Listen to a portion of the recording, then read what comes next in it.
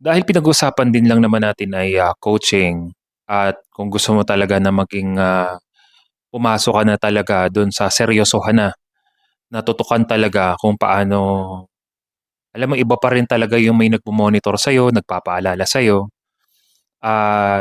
ilan sa mga member ng ating community ay gusto ng, pumasok dun sa program natin, dun sa coaching.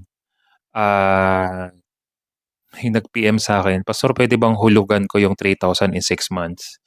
Ang sabi ko nga po sa inyo, yung 1,500 kalahati po dun ay bayaran niyo, papayag ako.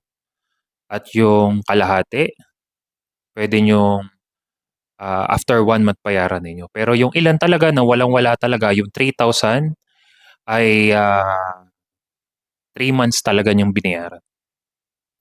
3 months po niyang binayaran. At least sa bagay na yun makatulong talaga ako. Pero majority talaga ng pinayagan ko dun, hindi talaga nagbayad.